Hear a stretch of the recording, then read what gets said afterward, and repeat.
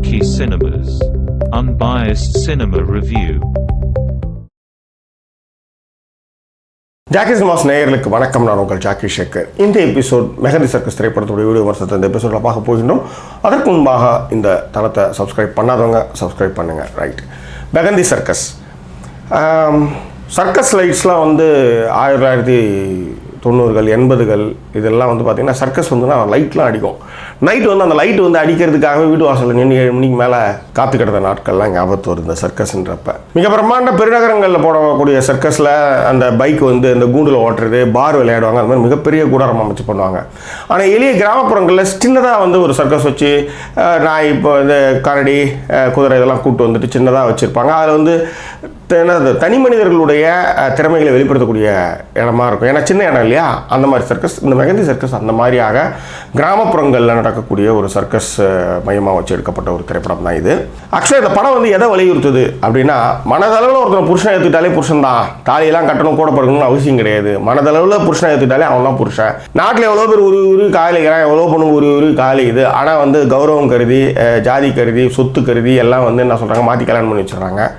But அங்கே என்ன பண்ணுறான்னா வேறு வழி கிடையாது, வாழ்ந்து ஆகணும், வீடோட நிர்பந்தம், கல்யாணம் பண்ணிக்கிறாங்க, புள்ள புத்துறாங்க. ஆனால் மனசளவில் புருஷனை ஏற்றுக்கிறது யார்? அவன் தான் உண்மையான புருஷன் இல்லையா, அவன் தான் காதலன். ஸோ அதுதான் இந்த திரைப்படம் வந்து நெத்தியில் அடித்து சொல்கிற மாதிரி, பொட்டில் அடித்து சொல்கிற மாதிரி அழகாக சொல்லியிருக்கு இந்த திரைப்படம். மாதம்பட்டி ரங்கராஜாக ஜீவா, 1992 இளைஞர்கள் வந்து கண்ணை நிறுத்துறாரு. அதுவும் இந்து சுசுக்கி. அப்போலாம் அந்த இந்து சுசுக்கி அதில் வந்து ஜப்பான் என்ஜின் அது இதெல்லாம் பேசுவானுங்க. அப்போலாம் இந்து சுசுக்கி, யமஹா பைக்கு இதெல்லாம் வந்து அப்போ காதல் நாயகர்களுடைய கவச வாகனம். அதே மாதிரி இளையராஜா சாங்கு, இது எத்தனை பேர் பாட்டு போட்டு எத்தனை பேரை கவுத்தாங்கன்றதுலாம் தெரியும். அதுவும் வந்து காசு கொடுத்துலாம் வந்து டிரைவருக்கு போடுவாங்க. டிரைவர் ஒரு சில ஃபிகரை உஷார் பண்ணுறதுக்காக அது ஏறதுமே அந்த பாட்டை வந்து அவர் வந்து போடுவார். அது மாதிரிலாம் நம்ம நிறைய பார்த்துருக்கோம். அந்த மாதிரி விஷயங்கள்லாம் கண் முன்னாடி எடுத்துகிட்டு வரும்பொழுது நம்மளுக்கு வந்து ஒரு நாஸ்டாலஜியா ஃபீல் வருது. அதே நேரத்தில் கேசட் கடையில் வந்து நம்ம வந்து இந்த பாட்டு ஏ சைடில் ஒரு 60 பாட்டு, பி சைடில் 60 பாட்டுன்ட்டு அது வந்து 12 பாட்டு, அதுக்கப்புறம் அதுக்கு வந்து எழுதி கொடுத்து அதை ரெக்கார்ட் பண்ணி வீட்டில் வந்து அதை போடுறப்ப தான் நம்ம வந்து மனசு வந்து சந்தோஷமாக இருக்கும். அந்த சந்தோஷத்தையும் இந்த திரைப்படம் வந்து கொடுக்குது. இன்னைக்கு ஒன்றா பூட்டான்லேருந்து நேபாளத்துலேருந்து நிறைய பொண்ணுங்க வந்து இப்போ வெள்ளையாக மைதா மாவு கணக்காக வந்து இறங்கி எங்கே பார்த்தாலும் வேலை செஞ்சுட்டு இருக்குதுங்க. ஆனால் அன்னைக்கு வந்து இந்த மாதிரி கிராமப்புறங்களில் திடீர்னு மாதிரி ஒரு சர்க்கஸ் வந்தால் பலபலான்னு ஒரு பொண்ணு வந்து நிற்கும். ஆனால் அழகாக அம்சமாக தான் இருக்காதுங்க, எல்லாம் பிடிச்சி வச்ச பிள்ளையார் மாதிரி இருக்கும். ஆனால் வெள்ளை இருக்கு மைதா மாவில். அந்த மாதிரி தான் முதல்ல வந்து நம்ம வந்து ஸ்வேதா திருப்பதி வந்து பார்க்குறோம். ஆனால் 2-3 சீனுக்கு அப்புறம் பார்த்தீங்கன்னா அந்த பொண்ணை வந்து நம்ம வந்து பிடிச்சி போகுது. முக்கியமாக அவன் வேணான்னு சொல்கிறணும் அப்படின்றதுக்காக நல்லா மேக்கப்லாம் பண்ணிட்டு அந்த மோட்டர் கொட்டா கிட்ட வந்து பேசுகிற அந்த காட்சியில் நல்லாவே நடிச்சிருக்கா அந்த பொண்ணு. ஒத்த வீடியோ விக்னேஷ் நடிச்சிருக்காப்புல, ஆர்ஜேவாக இருந்து அதுக்கப்புறம் வந்து வீடியோ ஜாக்கியாக மாறி இப்போ வந்து படத்தில் ஸ்டெப் பை ஸ்டெப்பாக வளர்ந்துருக்கிறத பார்க்குறப்ப ரொம்ப சந்தோஷமாக இருக்குது. வாழ்த்துக்கள் விக்னேஷ், ரொம்ப நல்லா பண்ணியிருக்காங்க. அதுவும் வந்து பையனுடைய அப்பா வந்து பலார் அலையிறப்படியே எப்போ பார்த்தா அவங்க அப்பா என்னையே உழைச்சிட்டு இருக்காங்க, முதல்ல டாஸ்மார்க் கோட் அப்படின்ற மாதிரி சொன்னது வந்து அந்த சீன்லாம் கொஞ்சம் நல்லா தான் இருந்தது. வேல ராமமூர்த்தி ஃபாதராக வந்திருக்காரு. அவருடைய பாத்திரத்தை மிக நிறைவாகவே பண்ணியிருக்காரு. அதுவும் அந்த வாட்ச் முத்தம் கொடுக்குறப்ப தெரியுது அதுக்கு ஒரு ஃப்ளாஷ்பேக் இருக்குது அப்படின்ட்டு. இன்னொரு விஷயம் என்னென்னா, ஜீவாவும் ஃபாதரும் அந்த மலைமுகட்டில் வந்து இந்து சுசுக்கி வந்து ஃபோர் கிரவுண்டில் நிறுத்திட்டு பேசுகிறப்ப மழை சாரல் அந்த சீனே வந்து ரொம்ப கம்போசிங்காக ரொம்ப நல்லா இருந்தது, ஃபண்டாஸ்டிக்காக இருந்தது. இசை வந்து ஷான் ரால்டன், பேக்ரவுண்ட் ஸ்கோர்லாம் ரொம்ப நல்லா இருக்குது. பாடல்கள் வந்து ஏதாவது ஹிட்டாக ஆகிருக்கணும். இந்த படத்தில் வந்து பாடல்கள் இல்லை. ஆனால் ஒரு விஷயம் என்னென்னா, படத்தில் வந்து தரநனா இல்லாமல் வந்து ஏஆர் ரஹ்மான் வந்து 1992 வந்து அவர் வந்து புது ஒரு இசை பாய்ச்சலை நிகழ்த்தினார். அதில் வந்து இந்த மாதிரி தரநனெல்லாம் இல்லாமல் வந்து இசையமைச்சாங்கன்றது வந்து படத்திலே சொல்லியிருப்பாங்க. அந்த மாதிரி சொன்னதையே அந்த பாடல்களில் நிறைய இடங்களில் வந்து அந்த தனன அந்த ஹம்மிங்லாம் எடுத்து வந்தது வந்து ரொம்ப நல்லாவே பண்ணியிருந்தார் ஷான் ரால்டன். ஆனால் பாட்டு தான் ரொம்ப பெருசாக அளவுக்கு ஃபேமஸ் ஆகலை. நான் என்ன சொல்ல வரேன்னா, பவர் பாண்டியில் இருக்கிற அந்த சாங்கில் இருக்கிற அந்த ஃபீலிங்ஸ் வந்து இந்த படத்தில் கொஞ்சம் கடத்திருந்தாங்கன்னா இந்த படத்துக்கு அது இன்னும் உறுதுணையாக இருந்திருக்கும் அப்படின்றது நம்மளுடைய அபிப்பிராயம். ஒளிப்பதிவு செல்வகுமார் எஸ்கே ரொம்ப அற்புதமாக ஒளிப்பதிவு பண்ணியிருக்காரு. அதுவும் வந்து 1992 காலகட்டம் அப்படின்னும்போது ரொம்ப பார்த்து வைக்கணும். டவர் இருக்கக்கூடாது, செல்ஃபோன் இருக்கக்கூடாது, அந்த மாதிரிலாம் கொஞ்சம் பார்த்து வைக்கணும். அதெல்லாம் அந்த ஷார்ட்ஸ்லாம் ரொம்ப நல்லாவே வச்சுருக்காங்க. கலை வந்து சதீஷ்குமார் நிறைய விஷயங்களை கொஞ்சம் பார்த்து பண்ணியிருக்காங்க. ஏன்னா ஃபஸ்ட்டு வந்து கிராமப்புற சர்க்கஸில் வந்து வெறும் தகரச்சேராக இருக்கும். அதுக்கப்புறம் கொஞ்சம் அடுத்த கட்டத்துக்கு வந்து 2000 கிட்ட அந்த சர்க்கஸ், அதே மாதிரி சர்க்கஸ் கிராமப்புற சர்க்கஸை காமிக்கிறப்ப அதில் வந்து பிளாஸ்டிக் சேர் மாதிரி இருக்கிறது, அந்த மாதிரி விஷயங்கள்லாம் கொஞ்சம் கவனம் ஏற்படுத்தி செஞ்சிருக்கிறாங்க.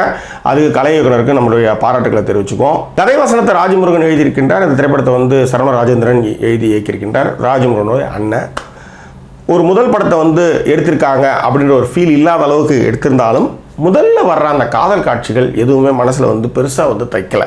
மிக முக்கியமாக கிராமப்புறங்களில் வந்து அப்பேற்பட்ட ஆளோட ஒரு பையன் வந்து மேலேருந்து வந்து ஒரு பொண்ணுக்கிட்ட பேசுகிறான்றது வந்து மிகப்பெரிய விஷயம். ஆனால் இங்கே வந்து ரொம்ப கேஷுவலாக ரெக்கார்டிங் கடையிலேருந்து கீழே போகிற அந்த பொண்ணுக்கிட்ட பேசுகிறதுலாம் வந்து அந்த மாதிரி விஷயங்களை இன்னும் கவனம் எடுத்துருக்கலாம் அப்படின்றது நம்மளுடைய அபிப்பிராயம். அதே மாதிரி அதை கட்டி விட்டுறதை வந்து எடுத்து செய்யணும்னா 5 வருஷம் ஆகும், அப்படியெல்லாம் விட முடியாது அப்படின்னு சொல்லுவார். அதே மாதிரி தான் ஹீரோவால் வந்து விடவே முடியாது. கடைசியில் அதே மாதிரி ஒரு 5 வருஷம் கழிச்சு அவர் அந்த கட்டி விடுவார்.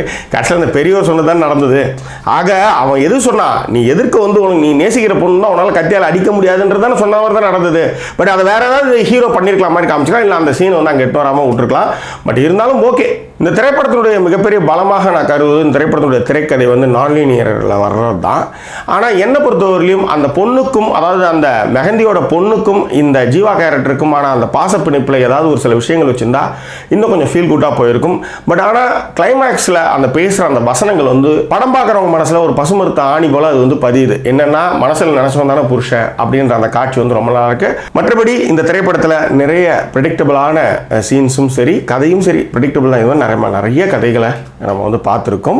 பட் இருந்தாலும் இந்த திரைப்படம் ஏன் வந்து கவனிக்க வேண்டிய படம் அப்படின்னா 1990 1980 கிட்ஸு 1990 கிட்ஸு இவங்க எல்லாருக்குமே இந்த படம் வந்து மனசுக்கு மிக நெருக்கமாக இருக்கும். ஒரு சர்க்கஸ், அது வந்து கிராமப்புறங்கள், அது வந்து ஒரு மாதத்துக்கு வந்து இந்த பாட்டு கொண்டாட்டம், என்னது அந்த துண்டு சீட்டு கொடுக்கறது, அந்த வண்டி பின்னாடியே ஓடுறது, அதுக்கப்புறம் இளையராஜா பாட்டு, பஸ் பயணம், அப்புறம் வந்து கடையில் வந்து உட்காந்து 60 கேசட் 90 கேசட்லாம் ஒரு பக்கம் 2 பக்கம்லாம் பாட்டு, ஒரே பாட்டை வந்து ஃபுல்லாக வந்து ரெக்கார்ட் பண்ணி திரும்ப கேட்டுட்டு இருந்த அந்த காலகட்டங்களில் இருக்கிறவங்களுக்கு நிச்சயமாக மெஹந்தி சர்க்கஸ் மனதில் நிற்கும். மிக முக்கியமாக அந்த பஸ் போர்ஷன் வந்து அவ்வளோ ரொம்ப நல்லா இருந்தது. அதை இன்னும் கொஞ்சம் லென்த் பண்ணியிருக்கலாம், அந்த சேட்டைகள்லாம் கொஞ்சம் அதிகப்படுத்திக்கலாமே அப்படி இருந்தது தான் நம்மளுடைய ஆசை. அது மாதிரி பண்ணியிருந்தாங்கன்னா இன்னும் கொஞ்சம் அடுத்து, ஏன்னா அந்த மாதிரி நாஸ்டாலஜியாக இன்னும் லைக் பண்ணியிருப்பாங்க அப்படின்றது தான் நம்மளுடைய அபிப்பிராயம். ஆனால் 2000 கிட்ஸில் வந்து இந்த மாதிரிலாம் வந்து சுற்றிக்கிட்டுலாம் அலைஞ்சிக்கிட்டுலாம் இருக்க மாட்டான். பார்ப்பான், பேசுவான், படுக்க வைப்பான், அதுக்கப்புறம் போயிட்டே இருப்பான். இல்லை ஃபோட்டோ எடுத்துகிட்டு அதை வந்து ரிலீஸ் பண்ணுவான், பொள்ளாச்சி கதை மாதிரி. அந்த மாதிரி இருக்கிறவங்களுக்கு இந்த படம் வந்து கொஞ்சம் அந்த ஃபீலை வந்து கடத்துறதுக்கு ரொம்ப சிரமப்படுதுன்னு தான் சொல்ல முடியும். அது மட்டும் கிடையாது, ஃபர்ஸ்ட் ஹாஃபில் வந்து இன்னும் காதல் காட்சிகளில் இன்னும் கொஞ்சம் கனம் சேர்த்திருக்க வேண்டும். அந்த ஃபீல் வந்து நம்மளுக்கு வரல. அது வந்து நிஜமாலுமே நீங்கள் படம் பார்க்குறப்ப அதை உணர முடியும். எது எப்படி ஆகிலும் முதல் படத்தில் ஒரு ஃபீல் குட்டான ஒரு படத்தை கொடுக்கணும்னு முயற்சி பண்ண சரவண ராஜேந்திரனுக்கு ஜாக்கி சினிமா சார்பாக நம்மளுடைய வாழ்த்துக்களை தெரிவிச்சுக்குவோம். இன்னும் அவர் நிறைய படங்கள் பண்ணி அவர் முன்னேறணும் அப்படின்றது நம்மளுடைய வாழ்த்துக்களை தெரிவிச்சுக்கோம். இந்த திரைப்படத்துக்கு ஜாக்கி சினிமா சொல்லக்கூடிய மதிப்பெண் 5க்கு 2.75. இந்த திரைப்படம் டைம் பாஸ் கேட்டகரியில் ஜாக்கி சினிமாஸ் பரிந்துரைக்கின்றது. வேற என்ன, மீண்டும் வேறொரு எபிசோடு நான் சந்திக்கிறேன். அதுவரை நன்றி கூறிய உங்கள் ஜாக்கி சேகர். நன்றி, வணக்கம்.